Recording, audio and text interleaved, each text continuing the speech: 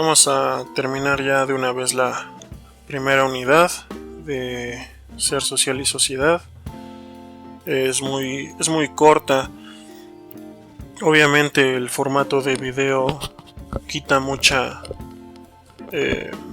énfasis en la discusión. Me gustaría realmente que si pudieran empujar esta discusión a través de los comentarios o posteriormente en clases, lo hicieran, ¿no? Me encantaría. ¿Por qué no hice de antemano, haciendo un paréntesis antes de comenzar, por qué no hice las clases en formato de videoclase, o sea, en vivo? Creo que lo aproveché principalmente aprovecho esta coyuntura para, pues, tratar de mostrarles cómo hay que leer un texto, ¿no? Porque no siempre vamos a tener a un profesor que nos esté dando la información desmenuzada. Entonces a mí me gustaría que realmente pongan atención en la manera en la que estoy tratando de desmenuzar esto de manera práctica. Yo sé que es un poco aburrido estar viendo una pantalla ahí con letras mientras a alguien se le ocurre estar hablando. Yo sé que es tedioso.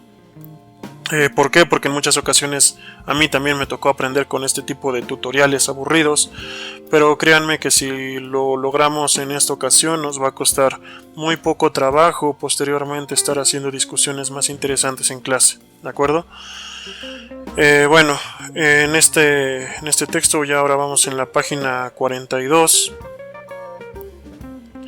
Fíjense en primer lugar qué tan rápido podemos ir avanzando. Nos dice que nos habla acerca de diferentes conceptos con el tema relacionados con el tema de la diversidad cultural, ¿no?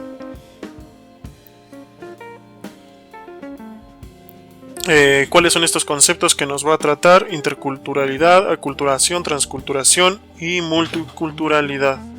¿De acuerdo? Entonces van a ser este tipo de párrafos son importantes, ¿no? Porque me está diciendo, mira, de esto se va a tratar el tema. Entonces a lo largo de todo este apartado tuve buscando interculturalidad, aculturación, transculturación y multiculturalidad. Es decir, van a ser los temas que yo tengo que estar buscando a lo largo del texto. Entonces, para eso sirven esos párrafos. No es que tengan gran relevancia, pero sí me ayudan para saber qué es lo que tengo que buscar. Bueno, y aquí en rojo, en color naranjita, puse ya de una vez lo que es la interculturalidad encerrado porque es el concepto, y únicamente subrayado coloqué lo que es la definición. Nos dice que ¿qué es la interculturalidad?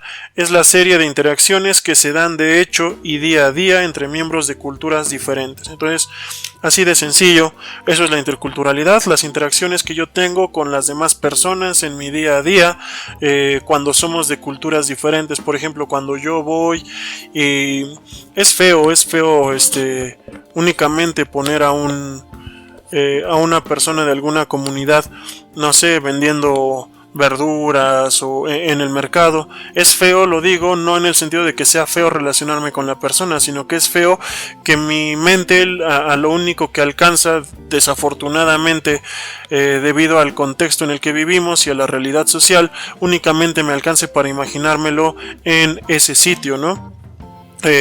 ¿Por qué no imaginárnoslo en, no sé, en algún puesto de científico, ¿no? En dentro de alguna universidad haciendo investigación científica? También allí vemos diferentes relaciones interculturales, ¿no? De cómo ciertos grupos están en un lugar, ciertos en otro, y cómo se dan esas interacciones en nuestro día a día, ¿vale? Nada más es eso, cómo nos relacionamos con diferentes culturas, ¿de acuerdo? No hay tanto problema con la interculturalidad. Las cosas interesantes se vienen ya con los demás conceptos, ¿no? ¿Qué es interculturalidad y qué es interculturalismo? Nosotros ahí tenemos una diferencia, ¿vale? El interculturalismo ya no solamente es un estado de hecho, no solamente es algo que es, ¿vale? Sino que el interculturalismo es una corriente filosófica, que analiza desde la ética, ¿vale?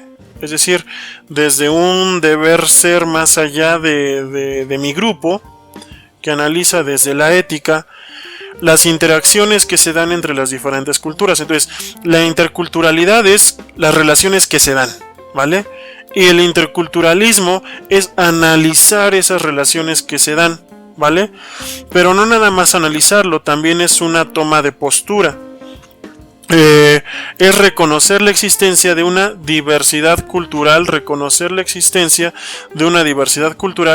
pero además se compromete, lo que les comentaba, es una toma de postura, con una postura ética que busca que esas relaciones sociales se den dentro de un marco de, y aquí viene lo importante de la interculturalidad, justicia social y simetría. ¿De acuerdo? Es decir, que todas las culturas puedan convivir en un marco que a todos nos ponga en un entorno de igualdad. Es decir, no solamente ver que hay relaciones interculturales entre las personas, entre los grupos, sino también analizar y luchar porque estas relaciones se den en un entorno de igualdad, de simetría. Eso es el interculturalismo, ¿de acuerdo? Después tenemos el concepto de aculturación. La aculturación es cuando, de acuerdo con el texto, dos culturas están tan en contacto que una o las dos culturas cambian, y aquí viene algo importante, sustancialmente. Es decir, no solo cambian, sino que cambian sustancialmente, es decir, que cambian muy en el fondo a tal grado que ya después casi ni se reconocen, ¿no? Que es absorbida una por otra, o que pierden una identidad, que pierden su identidad completamente. Eso es aculturación, ¿de acuerdo? Cuando, por ejemplo, esto se da mucho en nuestro país, ¿no? Y más allá del país, yo creo que a veces se da por una percepción del mundo determinada, por una cosmovisión determinada. A veces un grupo social o cultural se considera a sí mismo de nivel menos avanzado. Eso a mí me parece muy triste, ¿no? Que alguien, una persona, un grupo social, considere que tiene menos valía que otro, ¿no? Y eso hace que nosotros vayamos integrando una, ¿cómo decirlo? Ciertas actitudes de otro grupo al que no pertenecemos, simplemente porque entendemos que ese otro grupo está más desarrollado que nosotros. Eso yo creo que tiene consecuencias negativas, ¿de acuerdo? Yo creo que es muy negativo considerarnos menos como cultura o como individuos. ¿Por qué? Porque nos terminamos convirtiendo en algo que ni siquiera comprendemos, que ni siquiera somos, ¿no? Creo que eso es importante de analizar. Ahí caí en alguna contradicción teórica, pero creo que se entiende la idea, a lo que voy. ¿Qué más? Por ejemplo, cuando una persona, ahorita que mientras estoy haciendo estos videos están los censos de población, ¿no? De manera un poco cruel para las personas que están censando debido a la situación económica y a la situación de salud. Pero bueno, hay personas que les preguntan, ¿no? Oye, ¿tú tienes alguna o hablas alguna lengua indígena? Y estas personas la niegan. ¿Por qué? Pues porque no está bien visto, ¿no? Porque la consideran como algo negativo, algo malo. Y fíjense cómo eso hace que se pierda riqueza en el lenguaje, ¿no? Que se pierdan ciertas manifestaciones artísticas, culturales, simplemente por el hecho de que no nos consideramos lo suficiente para el mundo, por así decirlo, ¿no? Eso me parece triste. Cuando criticamos a alguien por su forma de hablar, pues estamos haciendo y estamos poco a poco promoviendo la aculturación, porque va a terminar cambiando y fingiendo algo que no hubiera hecho de manera, digamos, si hubiéramos dejado el curso normal de las cosas. ¿Qué otra cosa? Aculturación, cuando nosotros queremos parecernos a otra cultura simplemente porque creemos que es mejor, ¿no? El primer mundo es mejor. No, nosotros tenemos nuestras propias características que hay que resaltar, ¿no? No sé, no se me ocurre algún otro ejemplo, a pesar de que hay demasiados, ¿no? Cuando alguien, no sé, por ejemplo, algo que se da mucho, ¿no? Se quejan las personas de la piratería, todo eso. ¿Y por qué se da la piratería, no? En una buena parte se da porque queremos formar parte de un grupo selecto que compra cierta marca. Y pues obviamente al no ser asequible para nosotros, lo que buscamos es parecernos al menos, ¿no? Entonces vamos negando nuestra cultura, nuestra identidad, nuestras formas por esa búsqueda, ¿no? Y terminamos perdiendo buena parte de nuestra cultura, de nuestras formas, de nuestras tradiciones, de nuestro lenguaje. Cuando alguien, no sé, no sabe hablar inglés correctamente, y pues ya es como muy común que la gente se burle, ¿no? Y es que mira, no sabe hablar inglés, cosas de ese tipo. Y una persona que no sabe hablar inglés dice, no inventen, esa persona sabe hablar inglés, debe ser muy lista, ¿no? Qué padre. Pues ahí también tenemos una cuestión de aculturación. Yo no creo que hablar inglés sea malo, creo que es de lo mejor, pero también creo que exaltarlo a tal grado, ¿no? Y despreciar a veces nuestro propio idioma, pues nos lleva a perder riqueza en nuestro lenguaje, ¿no? Algunos tiempos verbales dentro de nuestro idioma tan ricos se están perdiendo, ¿no? Ya nadie utiliza el hubo, ¿no? Como tiempo verbal, un pretérito ahí que se encuentre que ya casi nadie utiliza. El hubiese ya tampoco se utiliza, ¿no? ¿Por qué? Porque tratamos cada vez de parecernos más a un idioma que nos está absorbiendo sin darnos cuenta, ¿no? Yo no estoy en contra de tomar otras ¿cómo decirlo? Otras características propias de otros idiomas. Creo que es lo natural, pero también creo que a veces no ser conscientes de esos cambios nos puede llevar a perder una riqueza tremenda, ¿no? Nuestro idioma es bastante complejo y a veces le estamos ya quitando algunos elementos, estamos haciendo una elipsis constante, ¿no? Que me refiero a quitar palabras simplemente porque, por ejemplo, en el inglés se quitan algunas palabras. ¿Por qué? Porque su idioma funciona de otra forma y a veces nosotros queremos hacer esa misma elipsis dentro de nuestro idioma, ¿no? Entonces, allí yo creo que tenemos un problema de aculturación, ¿vale? Se está cambiando sustancialmente un idioma incluso. Transculturación. Transculturación es la asimilación gradual, es decir, aquí me llama la atención porque la culturación es así como de golpe y la transculturación es como muy gradual, ¿no? Muy poco a poco, de tal forma que casi ni se nota. La transculturación es la asimilación gradual de elementos culturales de otra cultura, ¿no? Y poco a poco nos vamos llenando de esa otra cultura hasta que los vamos aceptando. Es como, por ejemplo, la palabra software, ¿no? Que ya se utiliza mucho. ¿Debido a qué? Pues a que nuestro idioma o nuestro nivel tecnológico no nos llevó a ser programadores, ¿no? De manera inmediata, sino que lo tuvimos que importar, por así decirlo, y pues obviamente también se importan ciertas palabras, ¿no? Eso es un proceso de transculturación, a diferencia de que yo le diga a alguien, no, es que maldito ignorante, tú no sabes inglés, ¿no? Ahí estamos en un proceso de aculturación, porque estamos haciendo creer que una cultura es menos válida que la otra. En el otro caso del software, pues es un proceso como muy natural, muy de la evolución de la histórica, ¿no? Y por último tenemos multiculturalidad y multiculturalismo. multiculturalidad, ¿no? Se refiere al reconocimiento de que hay una gran diversidad cultural.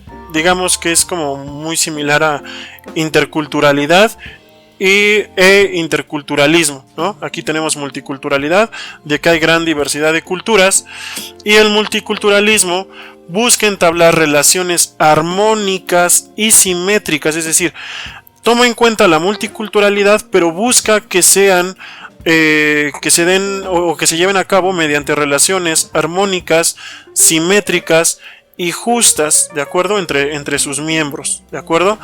Eso sería la multiculturalidad y el multiculturalismo, ¿de acuerdo? Entonces, con esto terminamos. Estos conceptos sí son importantes, segurito que se los preguntan para el examen, estoy casi seguro.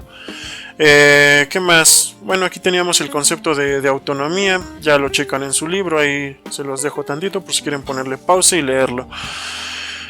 Vamos con los siguientes temas ya para terminar de una vez la unidad. Aquí hay una actividad, me la voy a saltar. Este texto me parece una belleza, ¿no? El texto número de la página número 44, 45, y me parece que son 3 páginas hasta la 46. A ver, sí. Llega hasta la 46. Bueno, les adelanto, ¿no? Les pido que lo lean por su cuenta.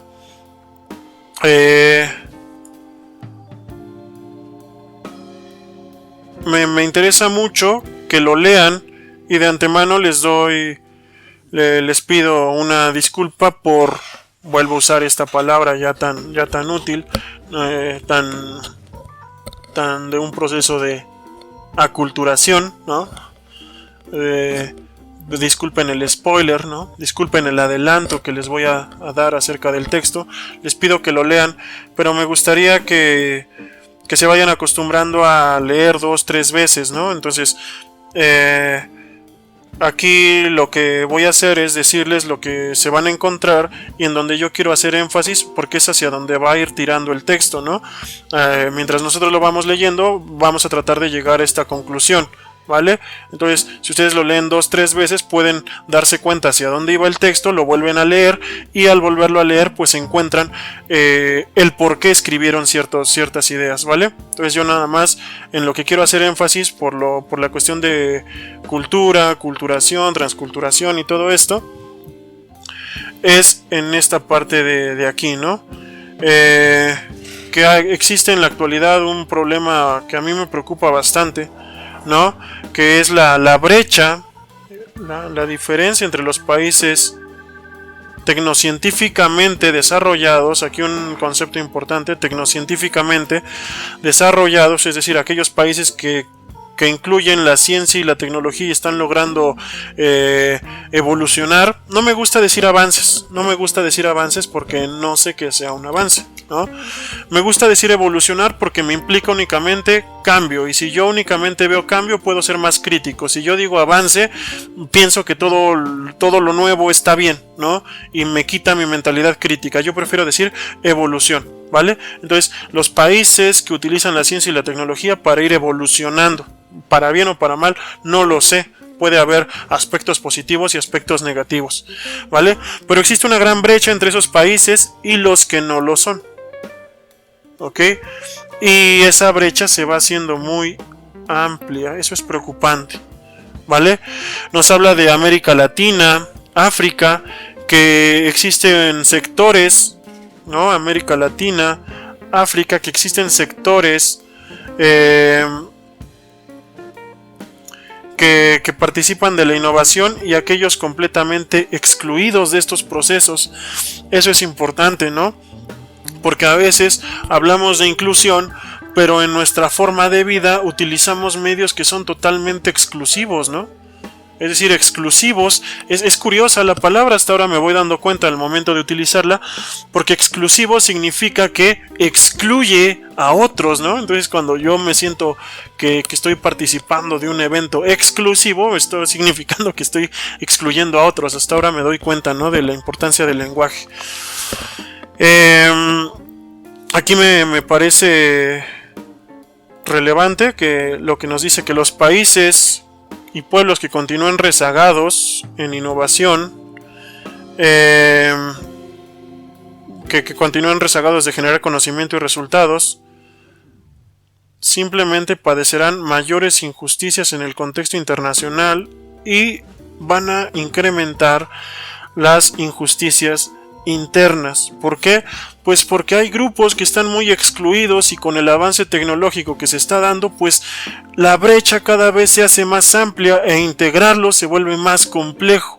¿De acuerdo? Entonces, a mí me gustaría que reflexionaran sobre este tema y lo vayan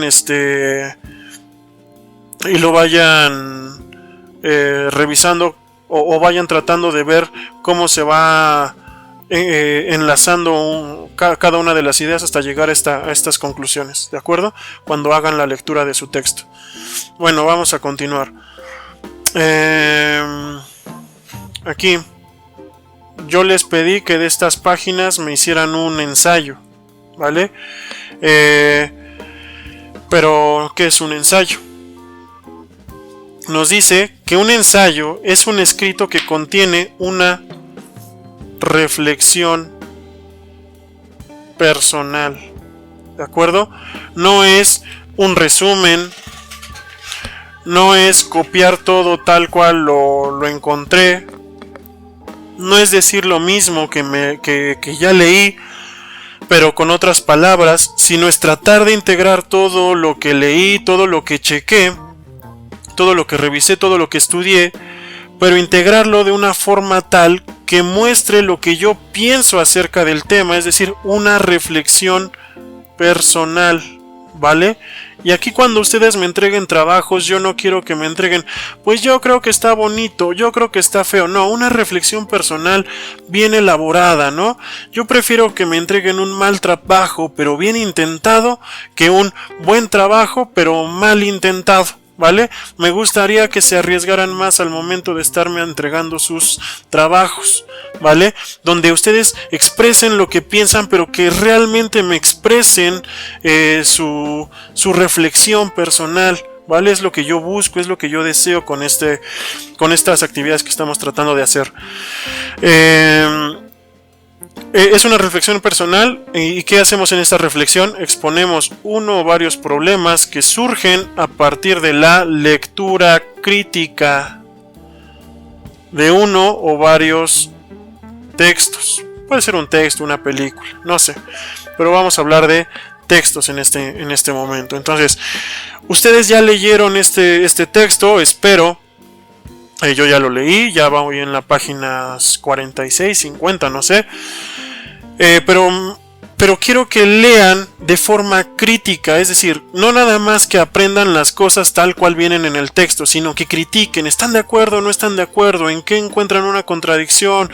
¿Qué consideran positivo? ¿Qué consideran negativo? Que me hagan una reflexión personal y que todo eso lo integren en un solo texto con coherencia y cohesión, ¿de acuerdo?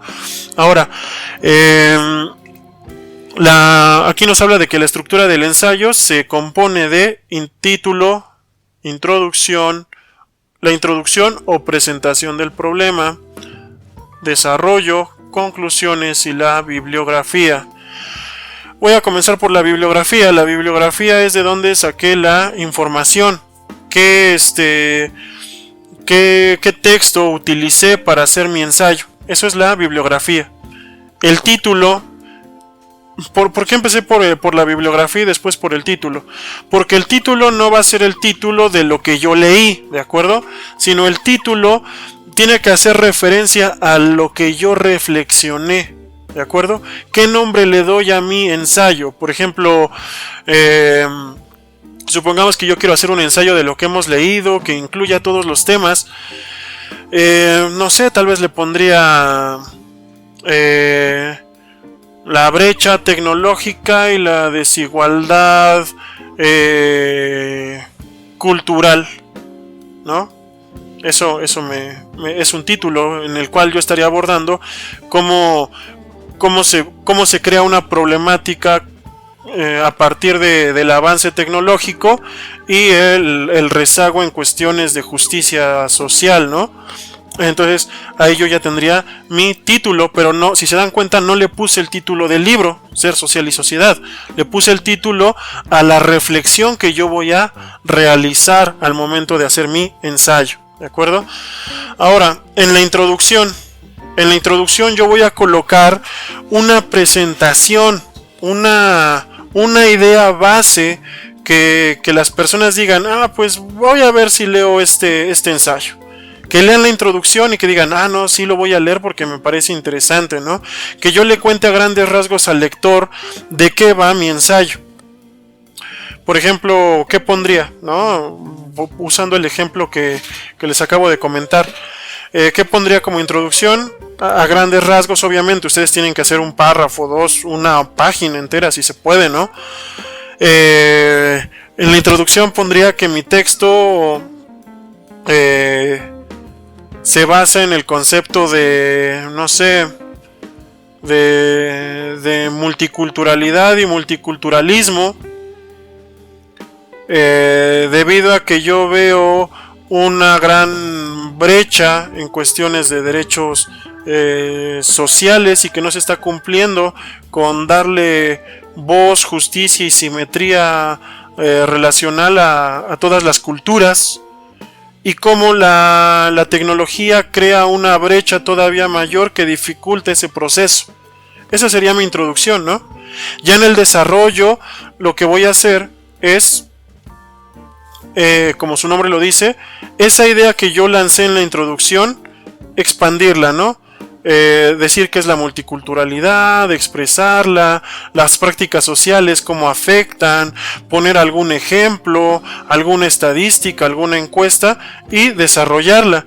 Y al final, una vez que ya desarrollé todo esto, saco mis conclusiones. Lo importante también del ensayo son las conclusiones, ¿vale? ¿Qué reflexioné? ¿Qué conclusión yo obtuve de esta reflexión? ¿Cómo se modificó mi pensamiento después de mi ensayo, ¿no? Eso es lo que va en mi conclusión. Entonces, cuando ustedes estén haciendo un ensayo, sí me gustaría que pusieran énfasis en cada uno de los elementos que yo debo de colocar en él, ¿ok? Ahora, ya hablamos del ensayo, ya hablamos de cultura, todos esos temas. ¿Qué otra cosa nos habla aquí? Le iba a dedicar un video aparte, pero este video todavía es corto, entonces de una vez integro esta explicación de lo que es la investigación científica.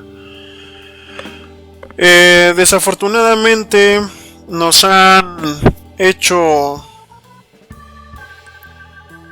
muy ajenos a la ciencia. Creo que es un error cultural, ¿no? Para utilizar ya de una vez los conceptos que estamos analizando. Creo que es un error cultural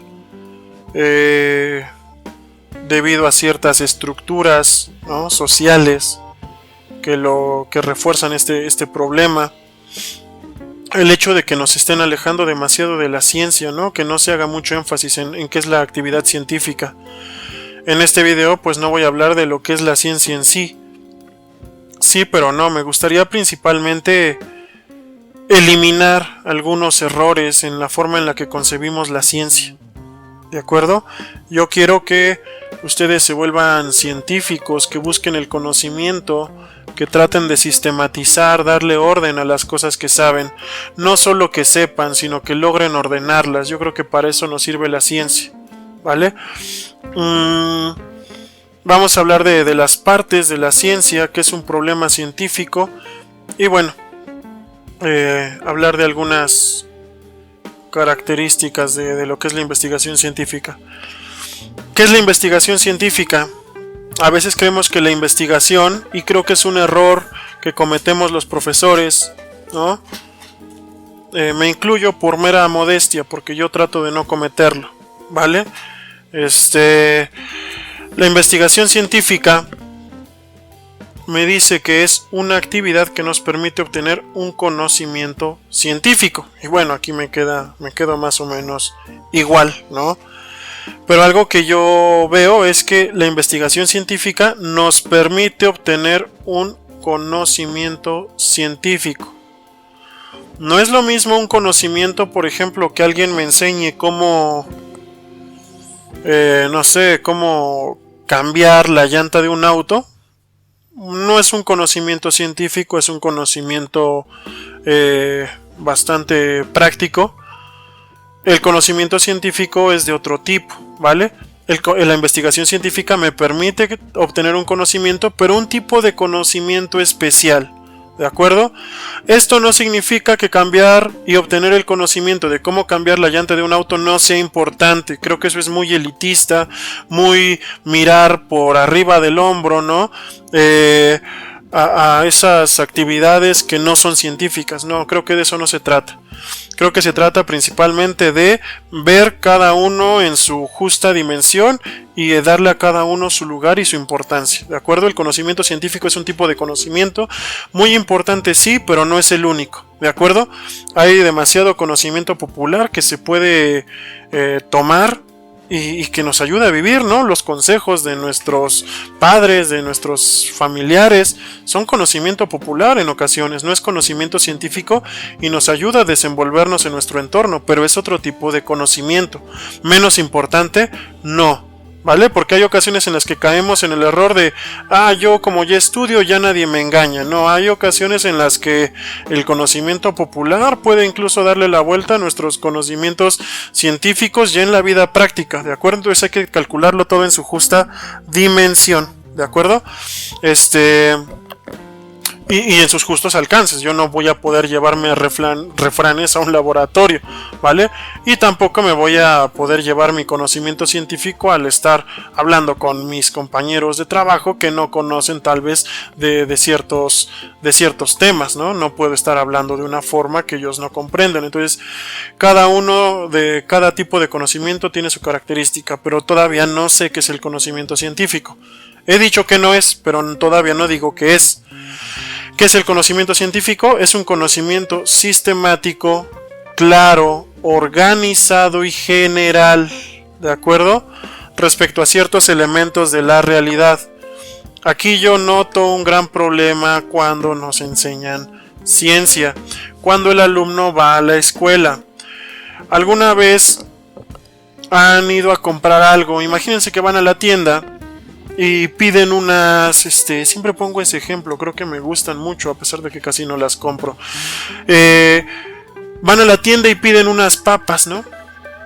Y que la persona que les atiende les dé, no sé, un yogurt. Pues sería un poco ilógico, ¿no? Bueno, lo mismo sucede con nosotros cuando vamos a la escuela, nos están enseñando ciencia y nosotros esperamos que nos indiquen cómo ganar dinero y vivir una existencia bastante pragmática, bastante práctica.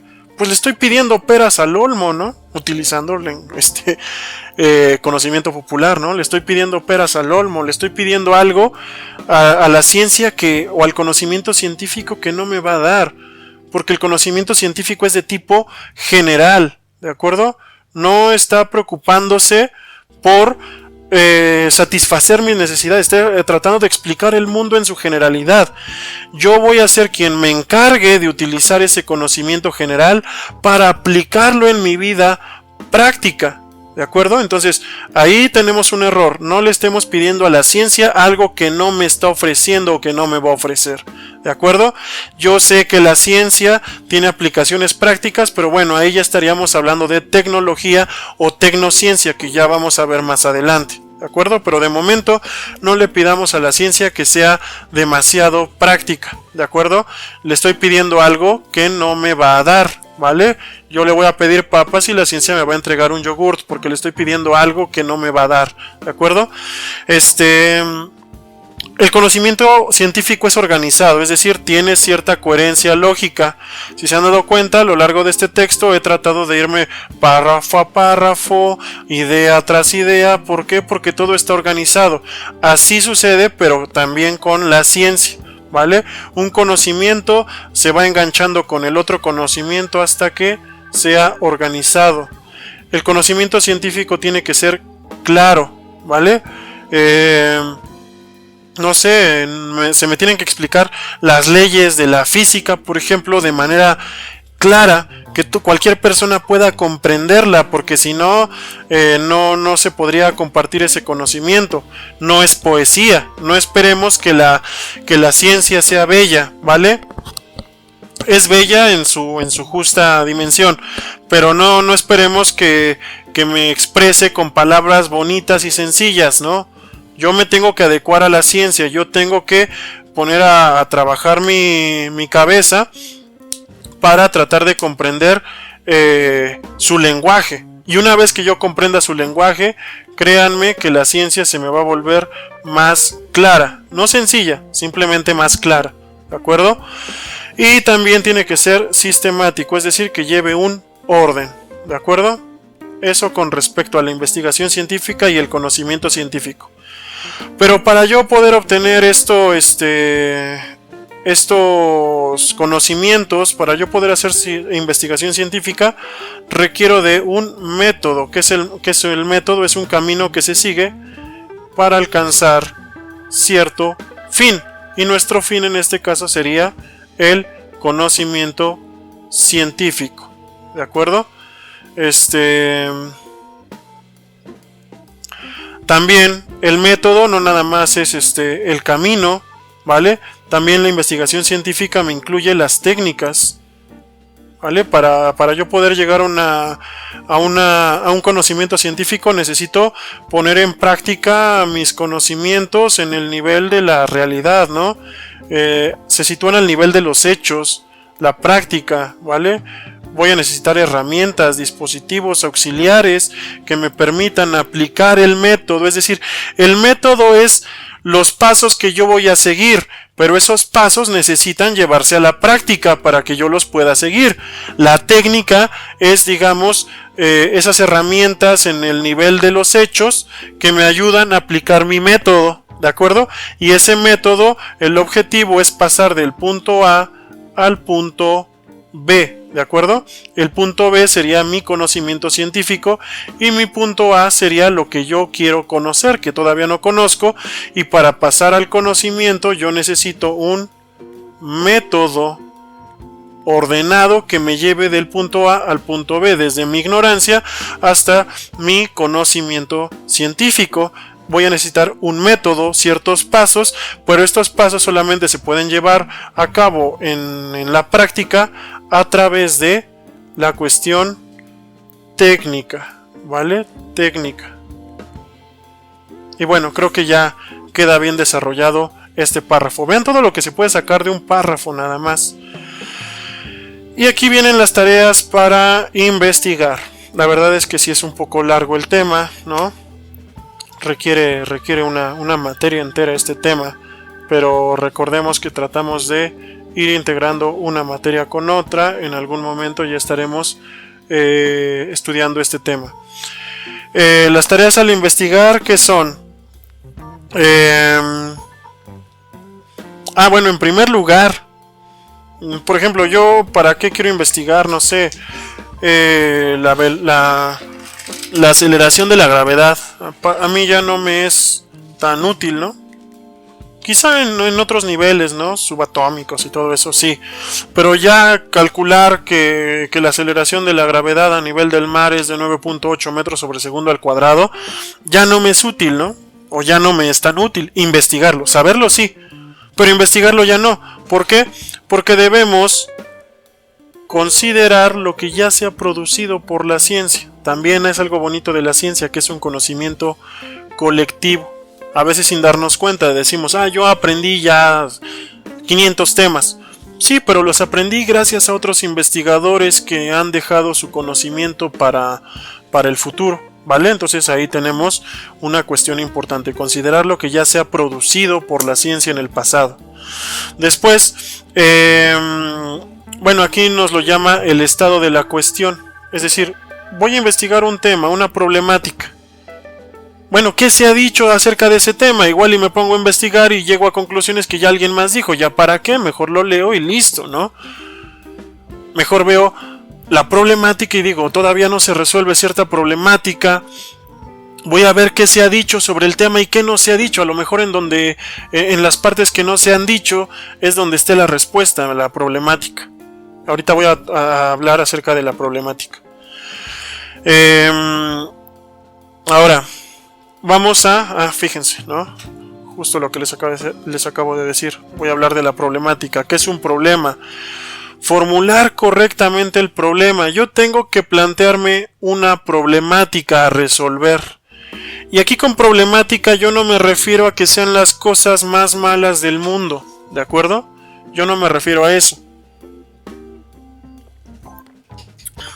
Perdón, tomé un poco de agua. Ya llevaba mucho tiempo sin hidratarme.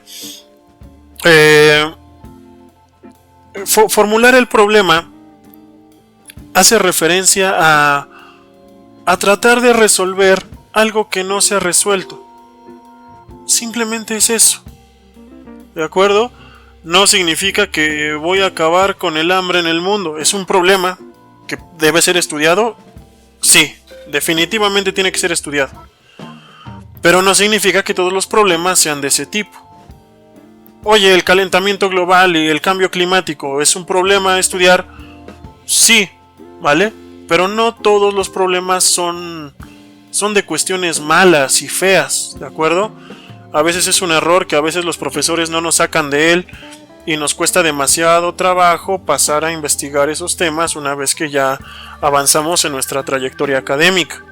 Un problema hace referencia a algo que no sé qué es, que quiero investigar y que pues me gustaría llegar a conocer, ¿vale?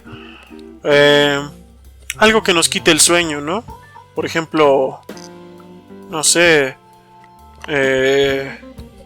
algunos teoremas, fórmulas, leyes matemáticas que hasta la fecha no se han resuelto y que estaría padre resolver.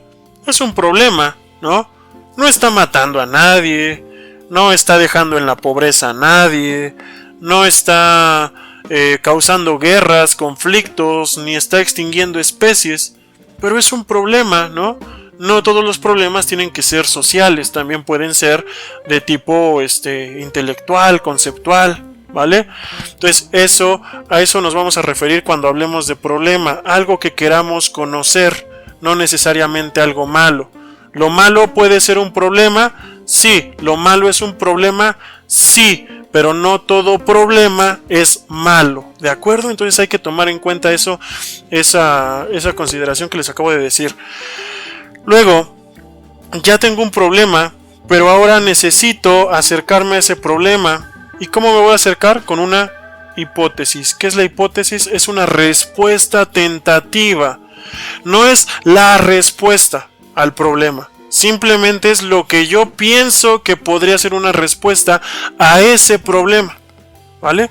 ¿Cómo voy a resolver ese problema?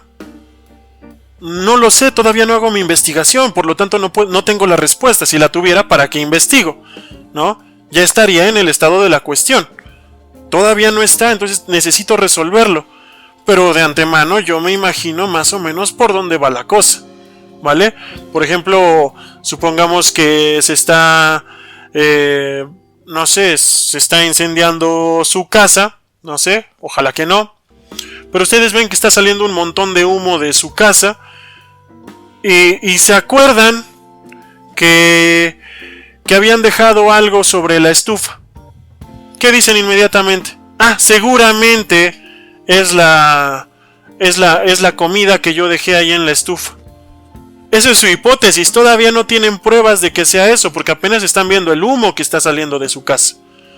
Pero todavía no saben si realmente es eso. Igual y se está quemando, no sé, ¿Qué tal que hiciera algo de la estufa, pero no sé, se quemó un papel que estaba cerca de la estufa y empezó a incendiar, no sé, toda su cortina que tenían por ahí cerca? O el trapo, y el trapo pasó el fuego lo transmitió. Bueno, entonces su hipótesis era que el problema era la estufa, y ya después se dan cuenta que pues no, se están incendiando, no sé, el trapo, el mantel y las cortinas, ¿no?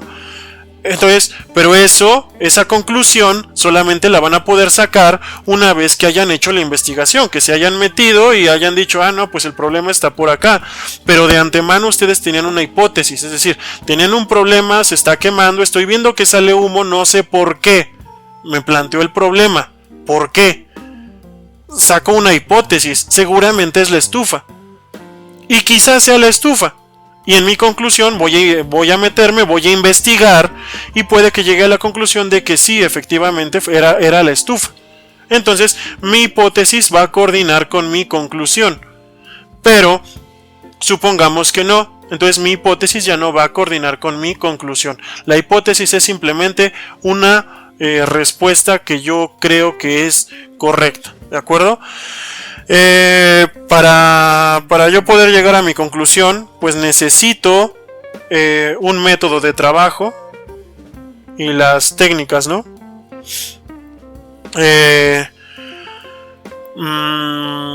Necesito saber qué es lo que voy a usar para poder llegar a mi conocimiento, qué experimentación voy a aplicar y qué técnicas de análisis de análisis y de aplicación práctica también voy a utilizar para llegar a mi conocimiento. Pero esa es la parte más compleja de estudiar, ¿no? Como les digo, ahorita estamos dando una visión muy somera del asunto, muy superficial, pero sí me gustaría ya irles dejando alguna pista, ¿no? En alguna otra materia lo vamos a ver. Una parte importante de la investigación es el marco teórico. El marco teórico va a ser la teoría o las ideas en las que yo me estoy basando, en la que me estoy sustentando para realizar mi investigación. Eso es el marco teórico, ¿de acuerdo? Por ejemplo,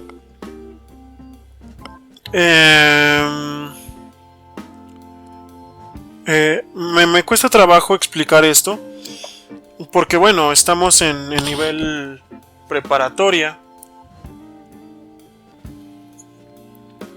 y a veces desafortunadamente no tenemos muchas herramientas, ¿no? Conceptuales, y no estamos muy acostumbrados a hacer investigación científica, y no estamos muy acostumbrados a contrastar teorías. Después de terminar la materia, me gustaría regresar a este punto. Si se me olvida, ahí me lo escriben en los comentarios si me acuerdan. Un ejemplo de marco teórico. No es lo mismo analizar un problema social como la pobreza, y ya sé que habrá personas bastante quisquillosas con esto que voy a decir, porque sí, yo sé que le falta contenido, pero recordemos que estamos tratando de resolver la idea en un nivel preparatorio, y dado el concepto del contexto en el que estamos en México, de bastante falta de investigación. Supongamos que yo quiero analizar un problema, el problema de la pobreza. Yo puedo analizarlo desde diferentes puntos de vista.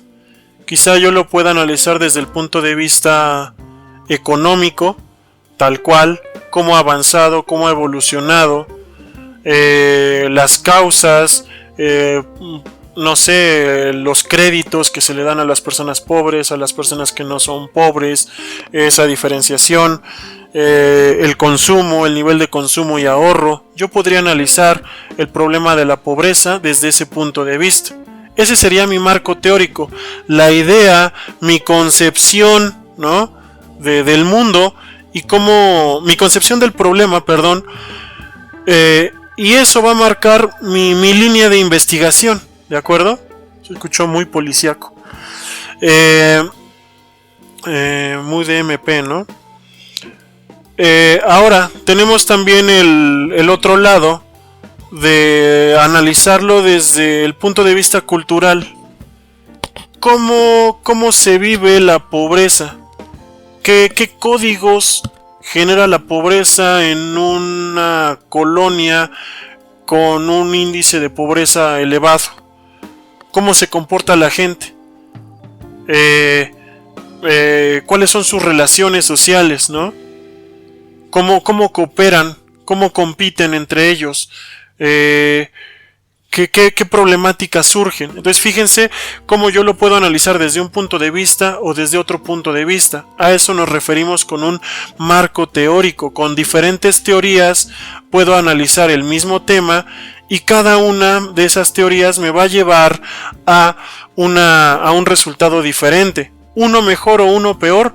No, simplemente que lo estoy analizando desde un punto de vista y desde otro punto de vista y hay que contrastarlos, ¿vale? Ahora, para hacer nuestras investigaciones necesitamos recopilar datos e información. Entonces, para ello es que era importante una hipótesis, porque si yo nada más trato de recopilar la información así al ahí se va, pues entonces no voy a recopilar información relevante.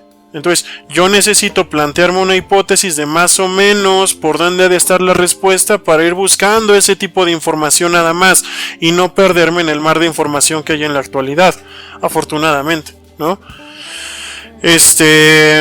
Aquí podemos utilizar diferentes técnicas dependiendo del tipo de problema. Por ejemplo, si es una cuestión histórica, si es una cuestión sociológica, si es una cuestión científica de, por ejemplo, la química, ¿no?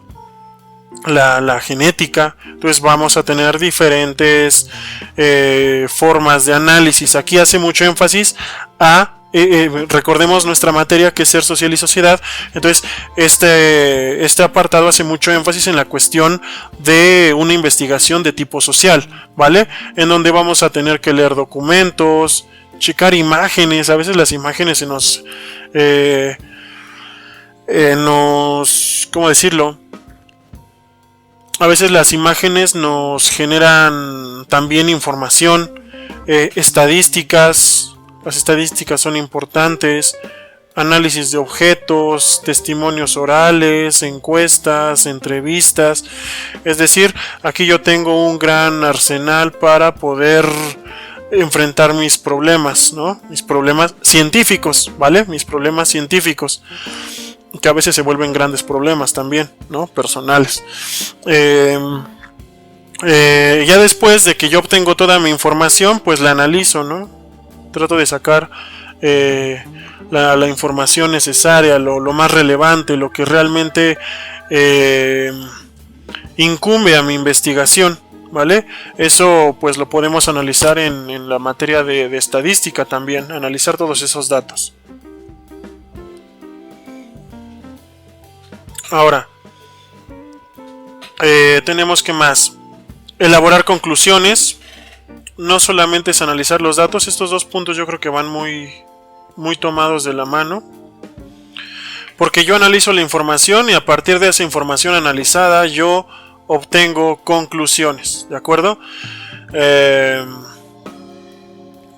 Ya en algún momento hablaremos de ello, pero ahorita nada más quiero que se queden con esta idea. Y ya como última parte es difundir la investigación. Esta parte es así como más de nuestra parte humana, social, ¿no? De dar a conocer lo que acabamos de investigar. ¿Para qué? Pues para hacer crecer el conocimiento humano, ¿vale? Para crecer como sociedad y como conjunto, incluso como especie, ¿no? Y bueno, aquí tenemos, yo ya les hablé de lo que era el problema científico, y aquí tenemos una definición más académica, pero que me gusta y creo que es correcta, pero también yo quería hacer énfasis en no confundir con que problema es algo malo, ¿vale?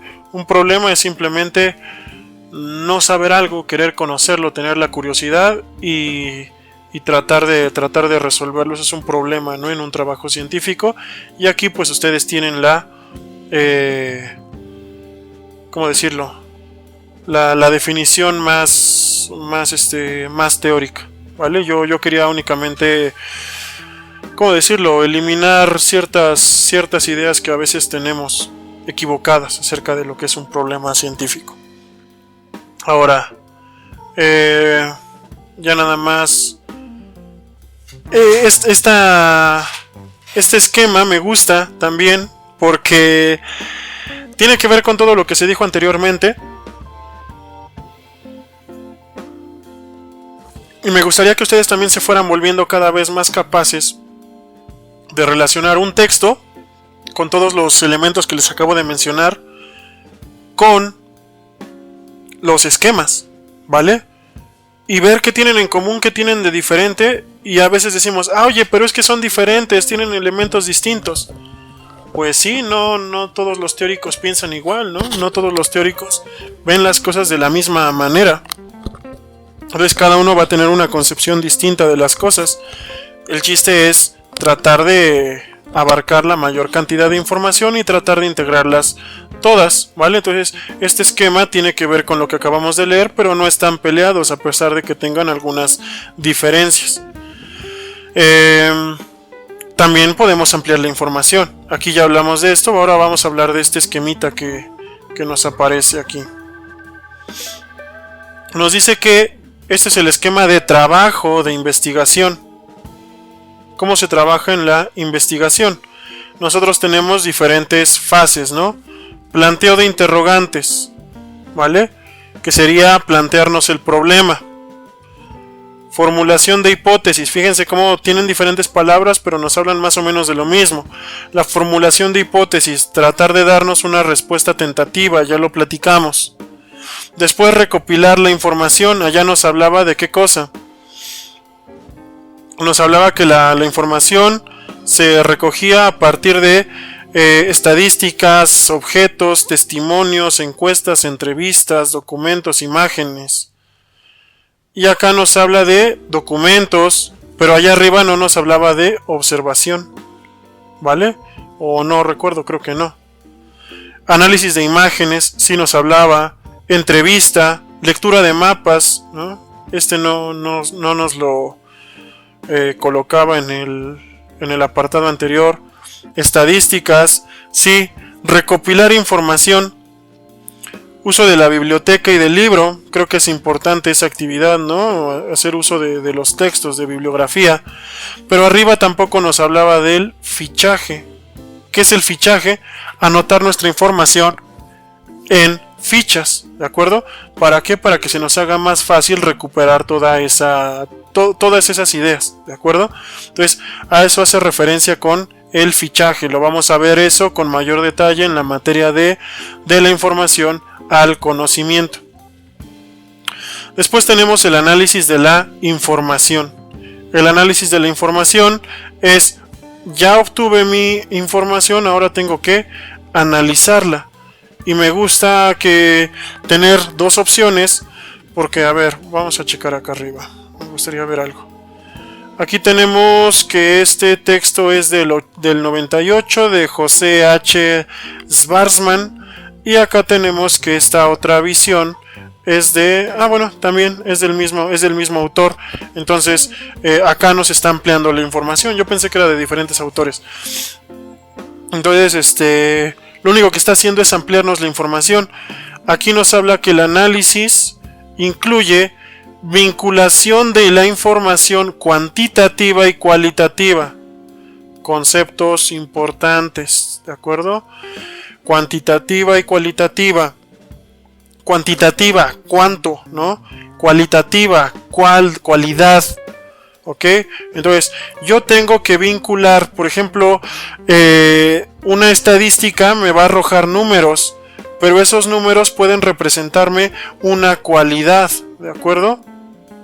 Entonces, ¿cómo voy a vincular, cómo voy a relacionar esos números con el mundo real que me está otorgando ciertas o que me está mostrando ciertas características? Cuando yo analizo la información, tengo que ver la manera en la que se relacionan mis datos numéricos, mis datos fríos, ¿no? Con con mi información de tipo cualidad, ¿no? Cualitativa. ¿Qué más? En el análisis de la información, reconocimiento de diferentes versiones de un mismo hecho. Eso es importante, analizar. ¿Qué vio una persona? ¿Qué vio la otra? ¿Cómo se enfrentan estas dos posturas? ¿Realmente se enfrentan o tienen un punto en común que no hemos visto? ¿O realmente son iguales o tienen alguna pequeña diferencia a pesar de llegar a las mismas conclusiones? Eso es importante, analizar diferentes versiones. Y también analizar las causas. Yo creo que esta es de las cosas más importantes. Analizar las causas del problema. ¿Por qué surgió? ¿Cuándo surgió? ¿Cómo es que surgió?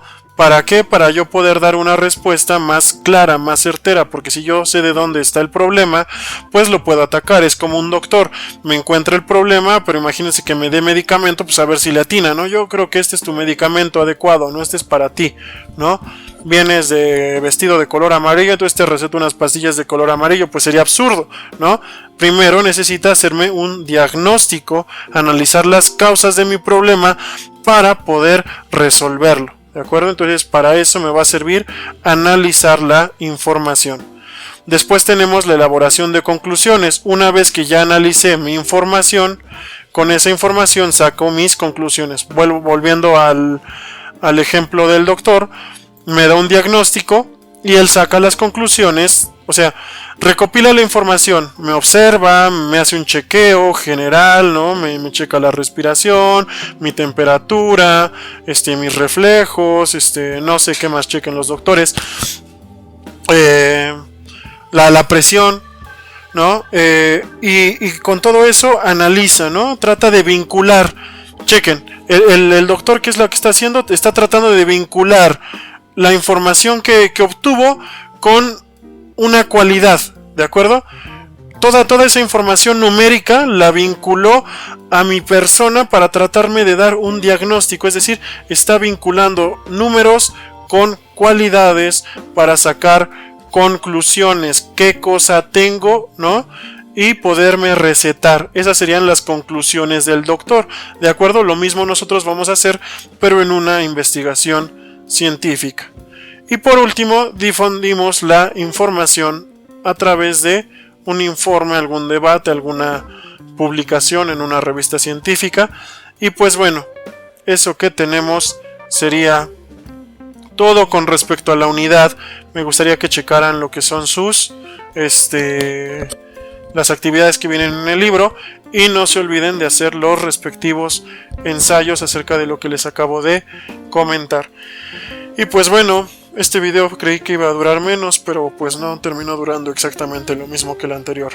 Pero bueno, eso sería todo y nos vemos para ahora sí. Fíjense qué rápido, ¿no? En 2 horas todo lo que pudimos hacer. Vamos a checar lo que es la unidad número 2.